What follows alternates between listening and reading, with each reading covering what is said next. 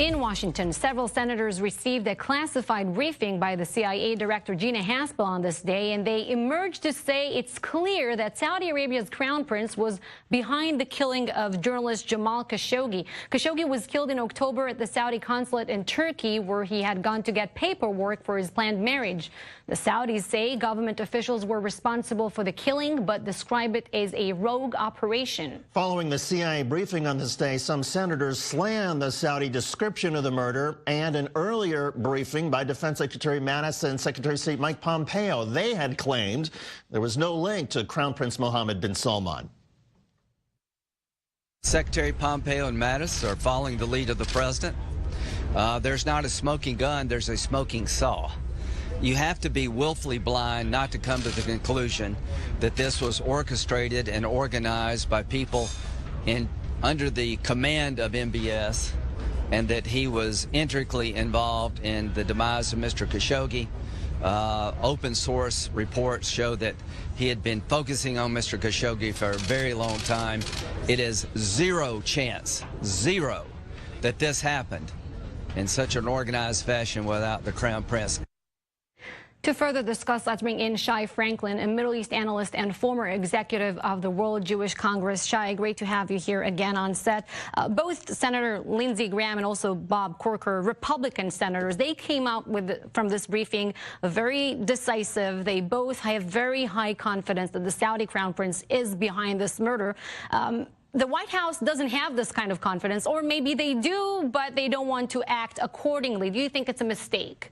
Do I think which is a mistake? Not to further sanction Saudi Arabia or act against the Crown Prince himself. Look, the facts have been pretty obvious. I've been coming in several times now to discuss this over the weeks, almost months.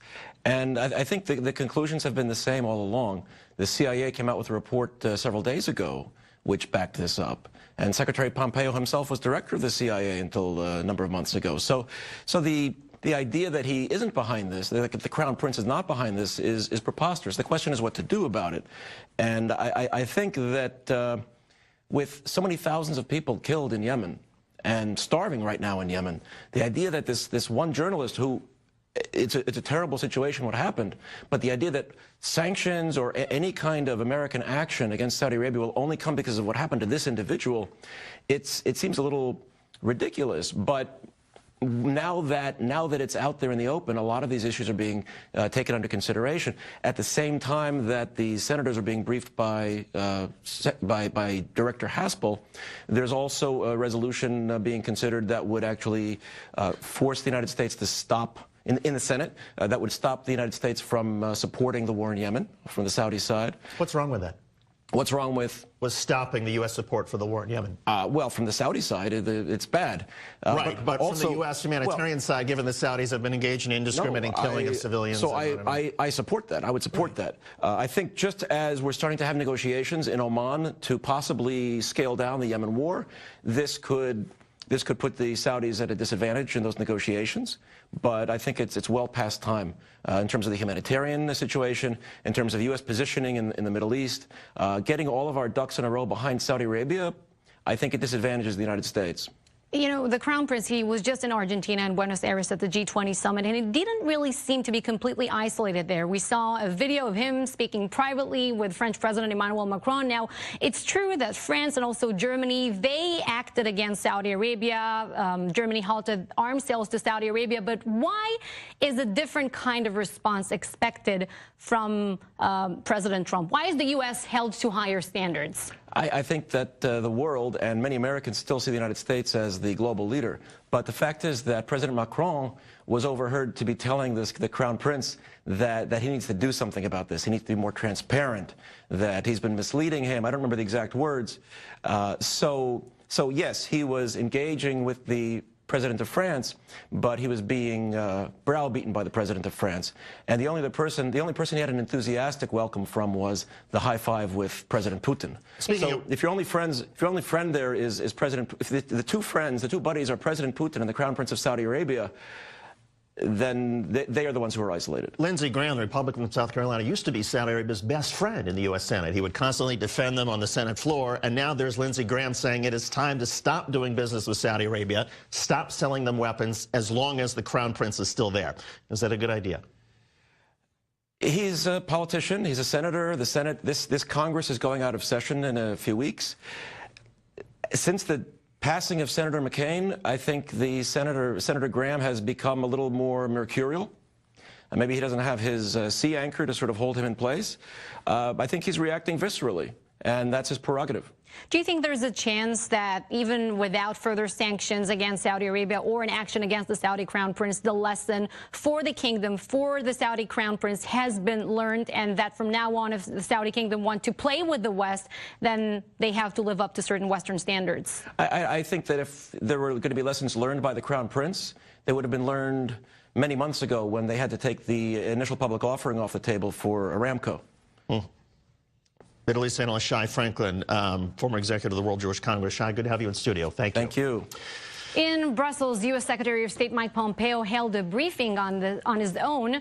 Pompeo gave Russia an ultimatum, saying the United States would withdraw from a critical nuclear arms agreement if Russia does not come into compliance. The 1987 treaty was designed to keep missiles out of Europe. Pompeo accused Russia of developing intermediate-range missiles that could be a threat.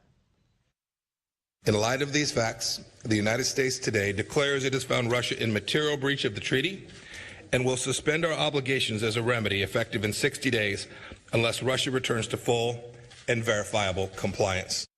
Russia denies any development of missiles capable of carrying nuclear warheads and hitting Europe at that intermediate range or medium range level.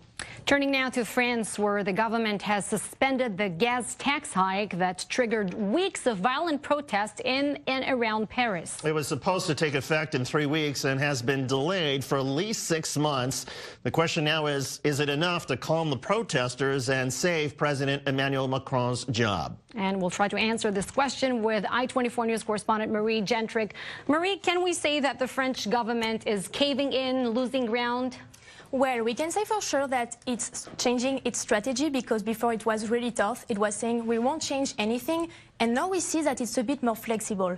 Now saying if it's like losing ground, we don't really know about that, because the French government hasn't done anything yet. It's not saying we are going to cut the taxes. It's saying we are going to postpone them, to delay them. So some people actually think the government is buying time. It's trying to take a step down to grow bigger after. And some people are also saying the government is trying to target these people in the movement, the Yellow Jackets, who are open to negotiate with the government. So instead of losing ground, it might be a way for the government to actually defend its positions better.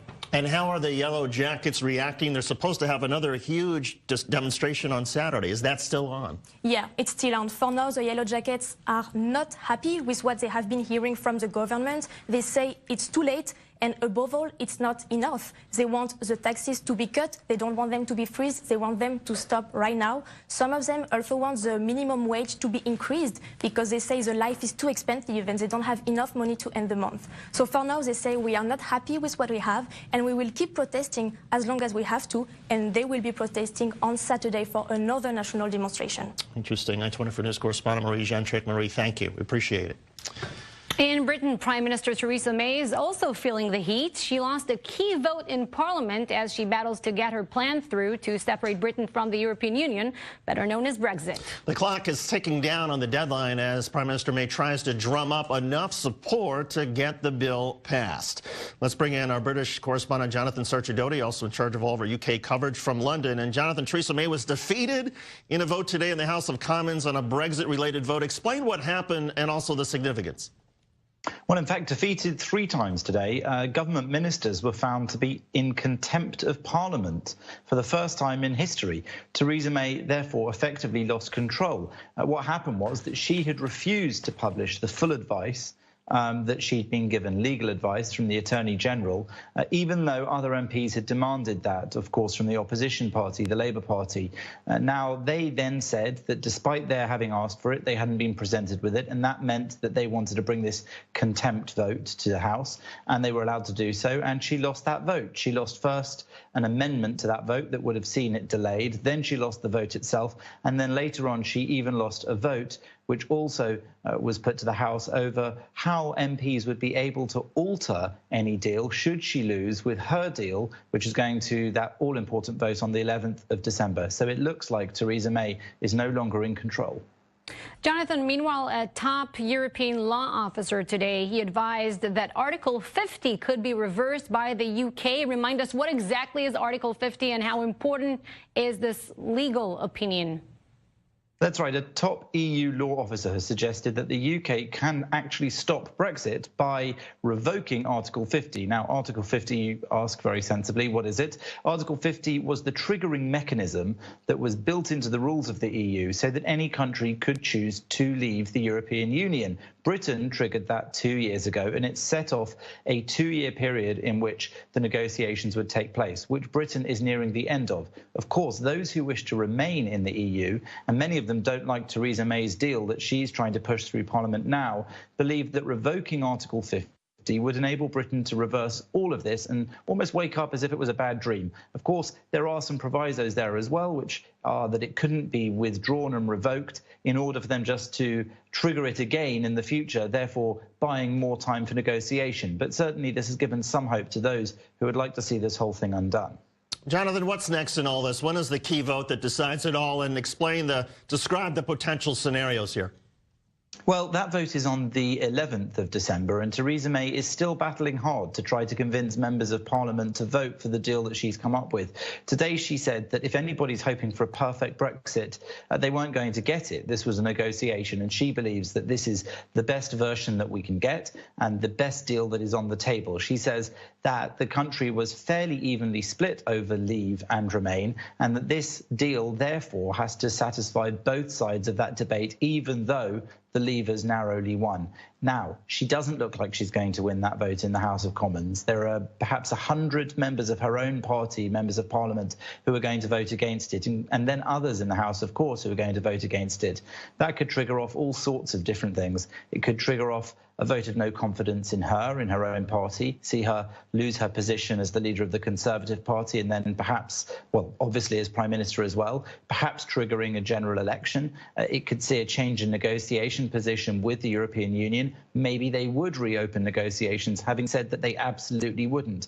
So in terms of security and stability, Theresa May isn't delivering what she once promised, which is a strong and stable government. Instead, everything seems uncertain, including her own position as leader of the party and Prime Minister. Jonathan, so today we got a glimpse of how this debate, which has 4 more days to unfold in the British House of Commons. But my question to you is, how does it play out across the streets of London? Well, Theresa May wanted to make this a campaign for the people of Great Britain as well. While they're not voting again for now, there are plenty who would like to hold a second referendum. And she's hoping that by convincing the country, they'll convince MPs to back her. Jonathan Sarchidoti, our UK correspondent. Jonathan, thank you. We appreciate it. And Tal, this is such a fascinating time in Europe because you have British Prime Minister Theresa May facing a potential leadership crisis. Then you move over to France, and there's Macron facing a potential crisis because of demonstrations in the street. A lot of anxiety. A lot of anxiety. And you know what's common, I think, if we're talking about both cases, Theresa May and Macron, it seems to be a lose-lose situation for both of them, no matter how it unfolds. Absolutely. All right, back when we come back, President Trump and the First Lady visited with former President George W. Bush and the former First Lady Laura Bush in D.C. The Trumps will attend the state funeral Wednesday for President George H.W. Bush. And it appears that the Mueller investigation into Russian election meddling is headed towards the finish line. New court filings are on the way. We'll explain ahead.